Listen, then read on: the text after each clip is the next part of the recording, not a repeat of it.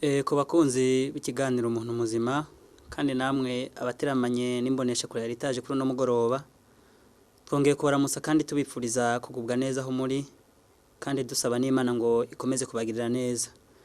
Rero duhimbawe nuko Imana itwongeye akanya kugira ngo twongere tuganire kandi tuvugane kubikwiriye gufasha amagara yacu kuko yariyo yaturemye ikaduha byinshi byiza byo tugirira neza.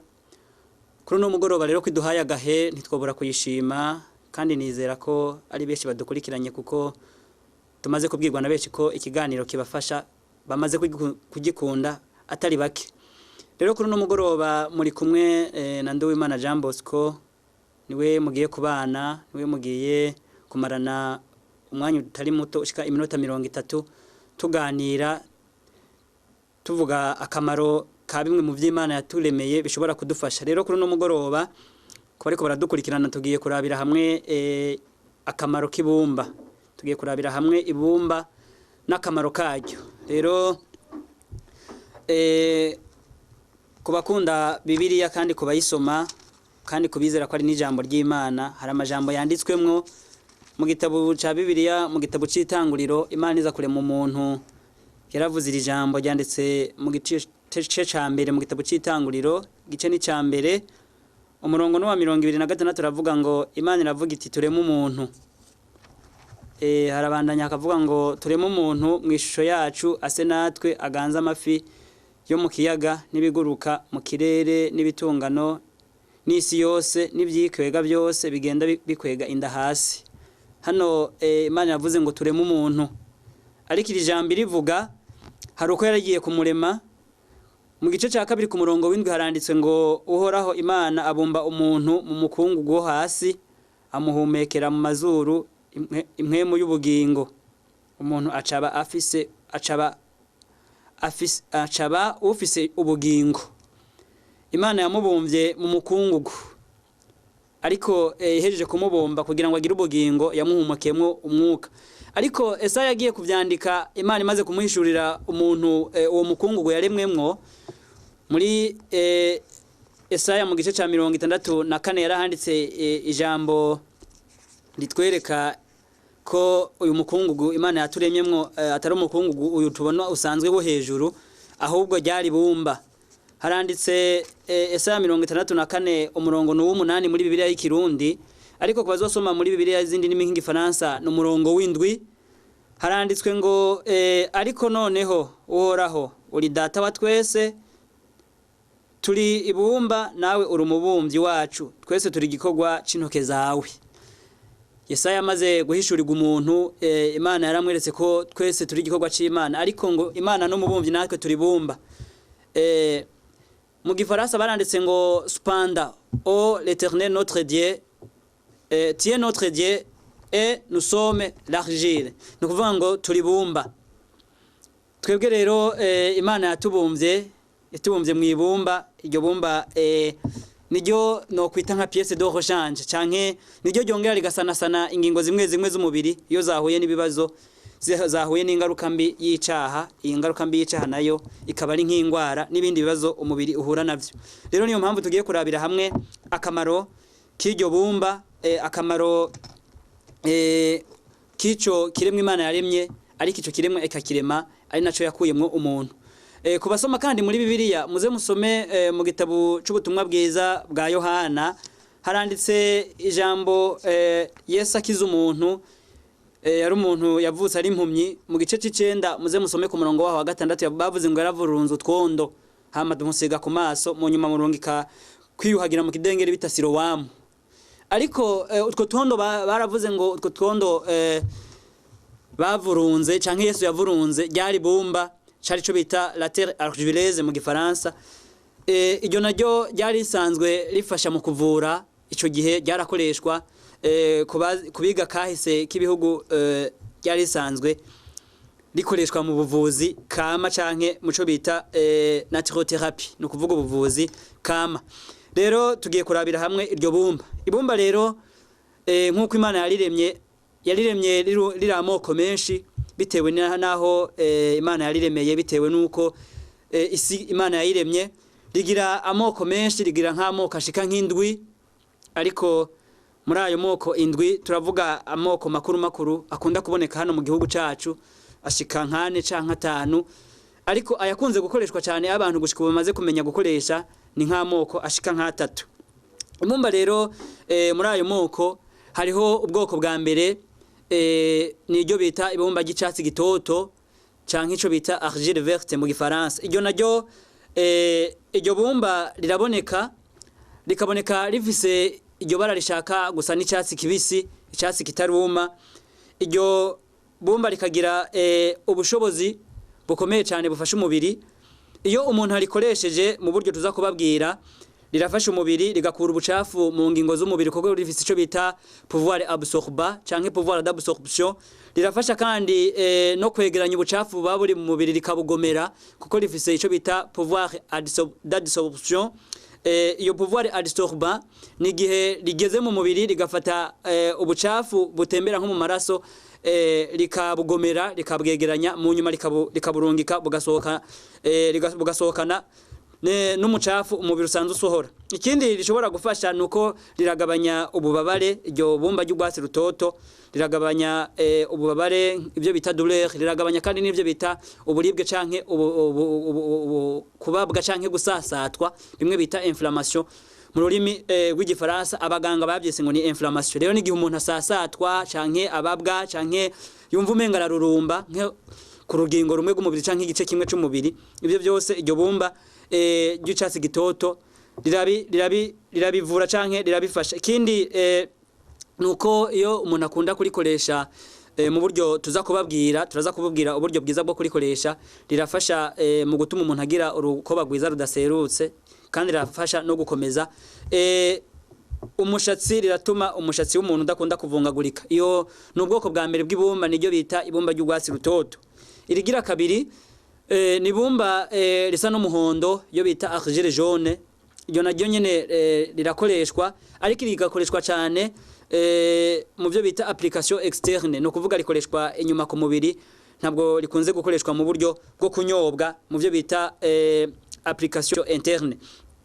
Iryo naryo nyene rirafasha ariko ibyo rifasha ribifasha rikoreshejwe mu buryo bwo kurishira inyuma ku mubiri, navyo turaza kubabwira uburyo rikoreshwa. Irigira gatatu ni bumba ritukura ryo bita argile rouge. Naryo nyene rirafasha kandi naryo nyene rifasha cyane iyo rikoreshejwe mu buryo bita application externe. Rigafasha ahanini gufasha umubiri kuruhura. Hari gihe umubiri ugira uburuhe burenze ico bita fatigue. Ubwo buruhe bukaba bwatewe nkumbure n'intege nke z'umubiri canke bukaba bwatewe nuko umuntu yakoze ibikorwa ndenga kamere. Hari gihe umuntu agira ibikorwa ndenga kamere umubiri ugacugira ico bita hypofonctionnement, no kuvuga igihe umubiri ucuja mu ntege nke zo gukora. Ico gihe rero kugira ngo habe ico bita hodynamisme y'umubiri, kugira umubiri uhodynamize canke usubirugire ingufu zo gukora, iryo bumba rirafasha cyane umubiri mu gihe umuntu arikoresheje mu buryo tuhava tubabwira mu kanya kari imbere. Rirafasha kandi iyo umuntu afise ikibazo cingingo zitandukanye nko mu binyigishi, mu mfunyiro z'ingingo, aho bita hamwe ingingo umuntu azipfunyira haba mu mavi haba mu nkokora n'ahandi. Rirafasha cyane iyo hari ikibazo. Irigira kane ni ibumba ry'ubwoko bwera. Iryo naryo iryo bumba ry'ubwoko bwera risanzwe rikoreshwa cyane mu kuvura ibiguma biri inyuma ku mubiri iyo umuntu yagize ikibazo c'uruguma. Iryo bumba rirakoreshwa cyane. Iri naryo risanzwe rinakoreshwa mu bahingura imiti mu byo bita préparation pharmaceutique. Risanzwe rikoreshwa bagita kandi ico bita le kaolin blanc. Ko babikurikirana niryo bita canke la choix.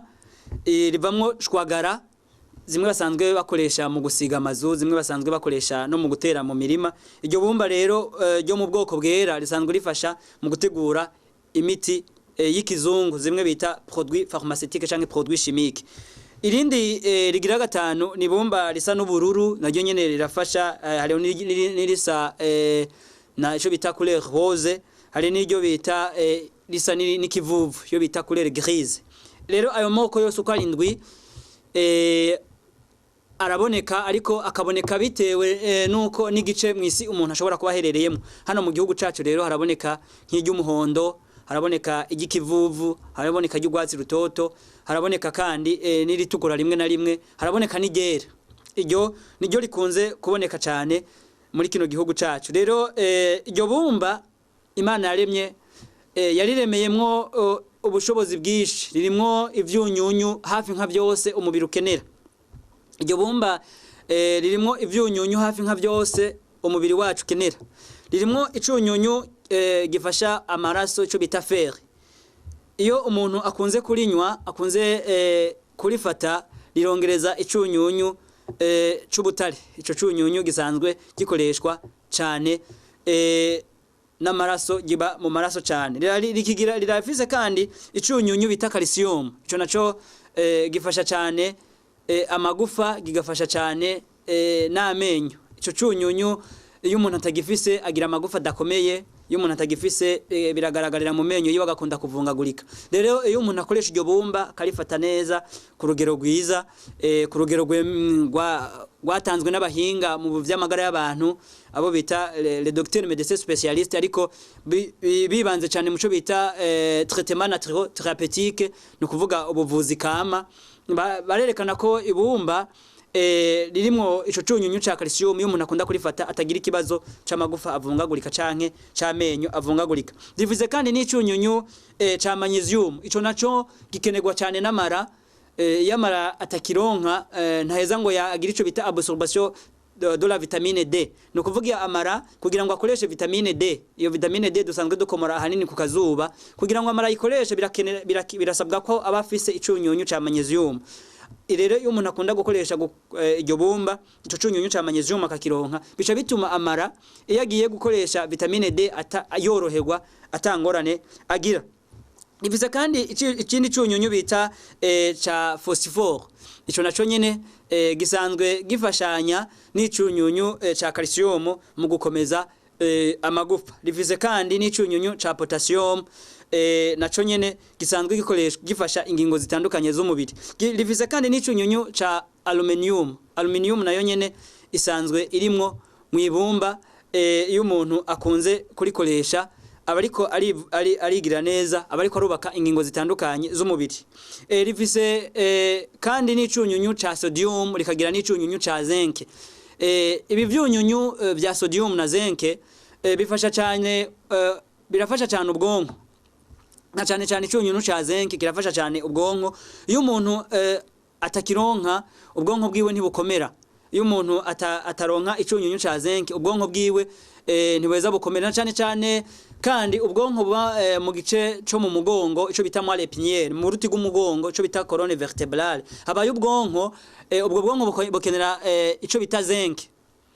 Iyo zinc iraheza igafashanya n'icunyunyu ca sodium kugira ngo ubwonko bube bukomeye, kugira ngo ubwonko bw'umuntu bushobore gutegeka, kugira ngo ubwonko bw'umuntu bushobore gufata ingingo, kugira ngo ubwonko bw'umuntu bube kuri gahunda butaruha cyane. Birakenera ko umuntu afata ico cunyunyu ca zinc, naco mu ibumba kirabonekamwo. Iyo umuntu arifata ca cunyunyu ca zinc kikaboneka, akabonkana ca cunyunyu ca fer gikenerwa n'amaraso, bituma ubwonko bwiwe bwama ku gihe, bwama buguwe neza. Iri bumba rero ririmo ibyo byunyunyu ni byinshi, harimo n'ibindi, harimo icunyunyu ca iode kitari cici cyane ariko gike, ariko ico naco gikenerwa cyane, gikenerwa n'akanyama kaba mu muhogo bita glande thyroïde. Ako kanyama niko gatuma utunyama tuba ku mafyigo twita glande surrénale mu gifaransa, utwo tugingo tuba ku mafyigo nitwo dukora inkabuzo bita estrogene, iyo bita progesterone, zifasha mu bijanye no kurondoka. Ico cunyunyu ca iode iyo kitabonetse ngo ako kanyama ka thyroïde ko mu muhogo kakironke, ntigaheza ngo gatume ya misemburo canke gatume ya za nkabuzo ziboneka. Izo nkabuzo ziboneka ari uko ako kanyama ko mu muhogo bita glande thyroïde kakoze kagakorana na za glande surrénale ziba ku mafyigo, bica bituma icunyunyu cha sodium nako cha iode cha koreshejwe nako kanyama gica gifasha za nkabuzo ziboneka byoroshe, bityo ibijanye n'ivyo kurondoka haba ku bagabo no ku bagore bigaheza bikaboneka canke bigakogwa bitagoranye. Ico rero urumva ko nico cyunyunyu gisanzwe kirimwo mwibumba kubakunda kurikoresha kuko hari abantu bamaze kumenya akamaro karyo bakarikoresha, baramaze kumva ko rifise akantu kameze nkako gusosa. Ubundi icyunyunyu gisosa ni cyunyunyu ca sodium, nico kirimwo akantu kameze nk'akunyu. Ico cyunyunyu ca sodium ku bantu bamaze kurikoresha baramaze kumva ko rifise ako kantu kameze nk'akunyu, nuko ico cyunyunyu ca sodium gisanzwe kirimwo. Rero iri bumba rifasha ibintu byinshi bitandukanye by'umubiri. Imbere yuko tubabwira nk'ingwara rishobora gufasha, rirafasha ingingo zitandukanye. Twamaze kubabwira ko nk'iki cyunyunyu ca magnesium gifasha mu mara, ariko rirafasha kandi nko ku gitigu. Rirafasha ku gitigu ku bakunda kurinywa. Igitigu kirashobora kugira ubunyantege nke, kikagira intege nke mu gukora bitewe nuko nkumbure gishobora kuba gihura na alcool nyinshi, umuntu akoresha anywa inzoga nyinshi canke umuntu akoresha ibinure byinshi kikaremerwa. Kugira ngo ico gitigu coroherwe, umuntu yakoresha ibumba kiraheza kikora nko kugwagasha nago iyo gwagize ikibazo cyo guhorana n'isukari nyinshi, nk'umuntu akaba yarafunguye amasukari menshi rukagira intege nke, rukagira insuffisance. Ibumba iyo umuntu akunze kurikoresha rurongera rukagira inguvu, rugasubira rugakora neza. Rirafasha kandi ku mafyigo y'amafyigo amaze guhura n'ikibazo cyo kugira intege nke, byo bita insuffisance rénale. Ayo mafyigo arasubira kanaguka iyo umuntu akunze kurikoresha, kubera ko bya byunyunyu risanzwe rifise, kubera ko ingingo zikora z'umubiri iyo zihura zironka vitamine n'ivyo byunyunyu ziraheza zikihodinamiza, akaba hodinamisme canke zikongera zikagira ubushobozi bwo gukora, bitewe nuko umubiri ukenera vitamine na sere minero canke ivyo byunyunyu kugira ngo urindwe kandi wongere witegeke canke wongere ugira ico bita régulation.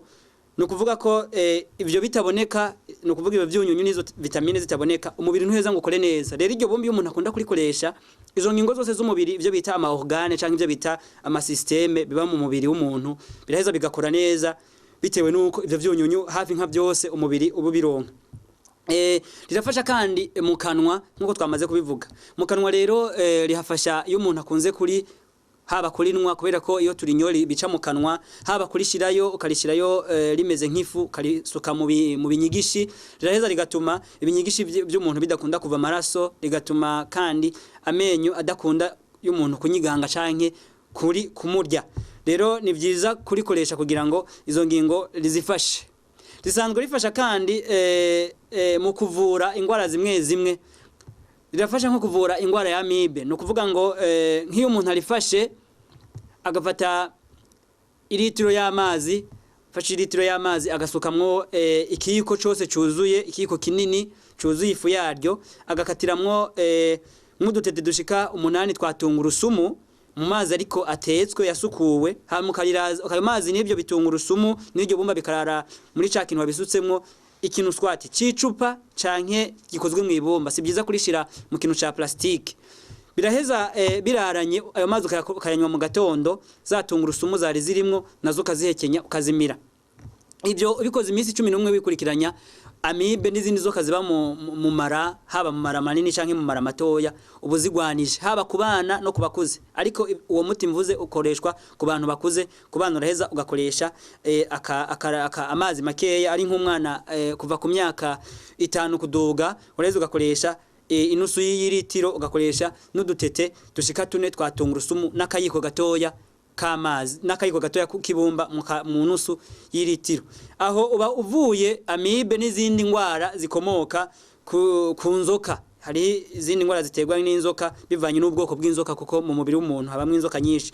Uraheza uhereje kunywa iryo bumba riri muri ayo mazi, haje iminota nka 30, ugafungura karoti nka 2 mbisi. Ubikoze iminsi 11 bikurikiranya, nta nkeka amibe uba uyitujije. Uba kandi uzibuye imitsi y'amaso, izo bita nerf optique. Kumwe Yesu twabonye arivuje abantu ubuzibuye ya mitsi y'amaso, bigatuma abari bafise ikibazo c'imitsi y'amaso nayo zibuka ugasanga kuvura amibe wivuye kandi n'amaso kubera ko waciye ko na karoti nayo igwiriyemwo vitamine A canke beta carotene A. Rero aho iyo ni ingwara ya mbere isanzwe iravura kandi n'udusebe two mu mushishito two bita amayiriseri. Hari gihe umuntu aba yarariye ibintu bikonona umushishito wiwe ukavungagurika ukagira utuntu tumeze nk'udusebe. Iyo umuntu arinyoye karinywa buri gatondo ugafata inusu yuzuye amazi, inusu y'ikirahure yuzuye amazi ugashiramwo akayiko kamwe karinywa mu gatondo, ukabikora gatatu mu ndwi mu kiringo c'ukwezi. Udusebe tuba mu mushishito turaheza tukavugwa, turaheza tugasubira tukuma, ugasanga wagenda kwa muganga bakugiriye examen ugasanga umushishito wawe warasubiye gukomera.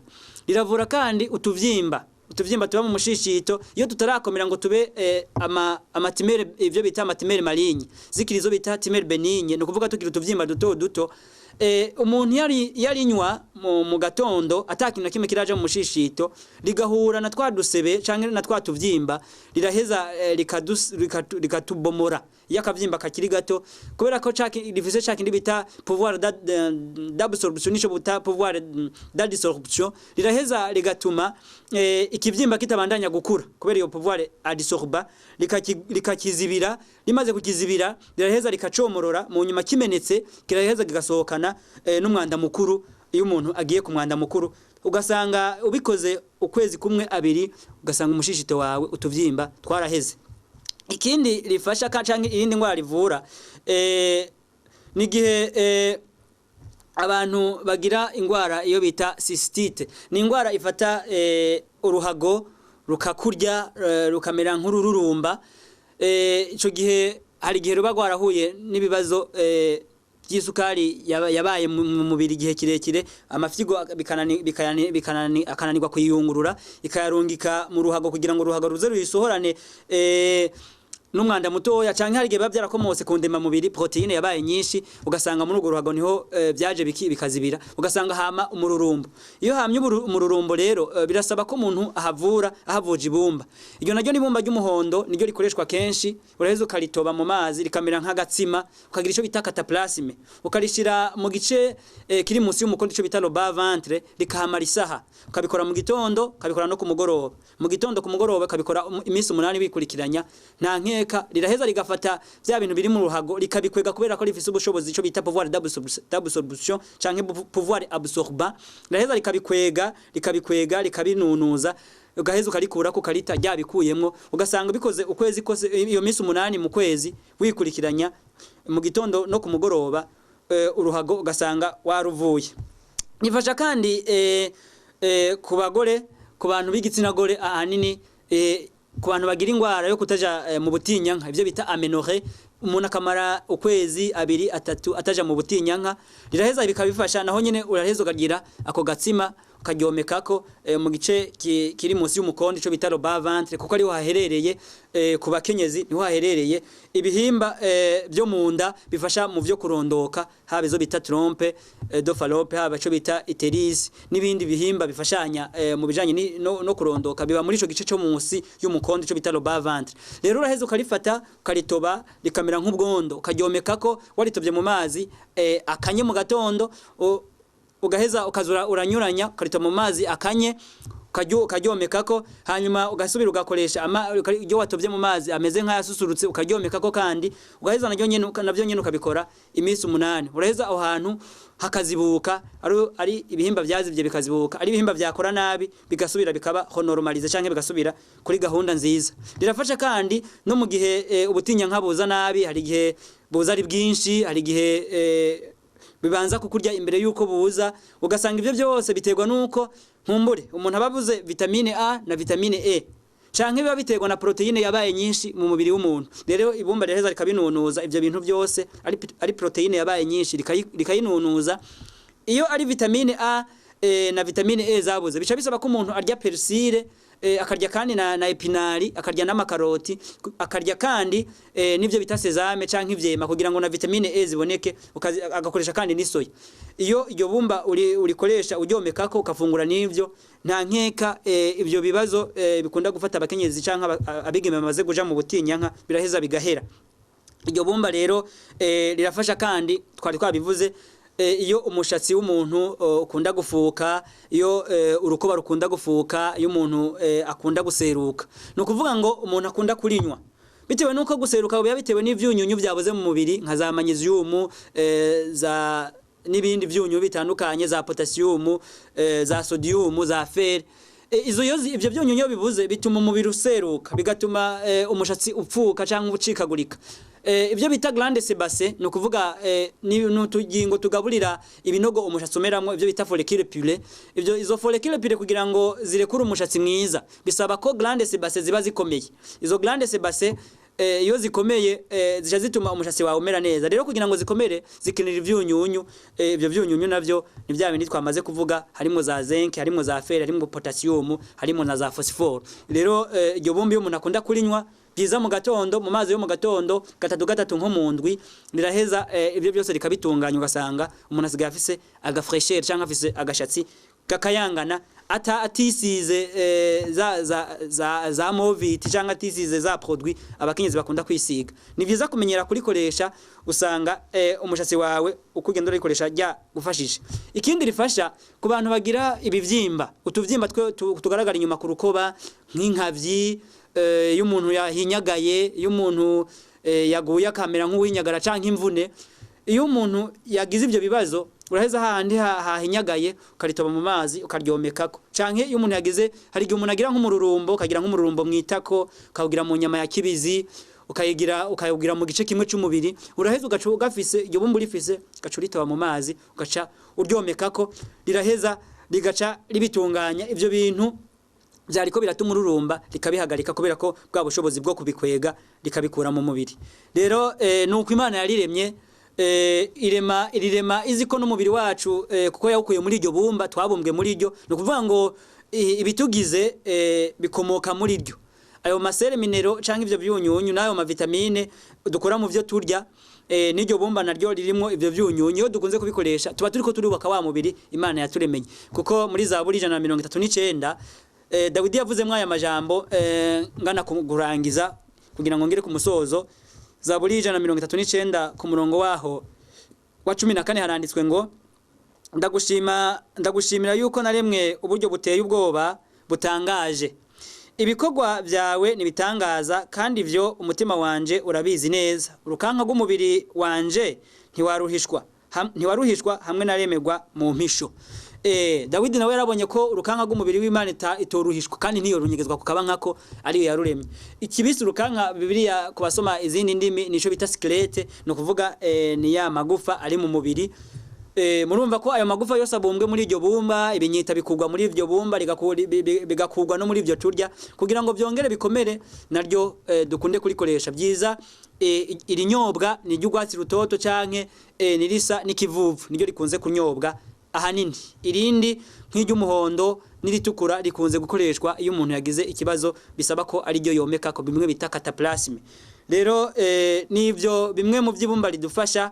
Mumbure kubera ko rifise ivyunyunyu byinshi, ikindi gihe Imana niyadushoboza tuzoganira ku vyunyunyu mu buryo bwihariye kugira ngo navyo mubimenye uburyo bifasha umubiri. Rero kubakunda kwiyungura ubumenyi mu byo bijanye n'amagara yabo, ibitabo tuba twakoresheje reka tubibabwire. Twarakoresheje ibitabo nka Bibiliya, mwabonye ko twanayisomye. Twarakoresheje igitabo bita Santé par la Nature umuzingo wa mbere canke volume ya mbere, igitabo bita Un corps sain. Twarakoresheje n'igitabo bita Argile Kigeri, n'igitabo bita Tumenye kwivura dukoresheje ivy'Imana yaremye umuzingo wa mbere n'uwa kabiri. Rero muri ibyo bitabo murashobora kubirondera kugira ngo namwe ubwo bumenyi mubwigirire, mubirangire n'abandi uko bizobagirira neza, namwe mubwire n'abandi ko byabagiriye neza. Gutyo uzosanga gutyo muri ko murakwirakwiza umuco ukomoka mu ijambo ry'Imana, kuko ibi byose bikomoka mu ijambo ry'Imana. Rero Imana ibagirire neza, ibahe gukunda ibyo yaremye, ibahe kubimenyera mu bushobozi bwayo. Gutyo nibyabagirira neza muhindukire muhimbaza urukundo rwayo. Reka kuri no mugoroba Imana ibibakorere kandi bibaronse mu izina rya Yesu.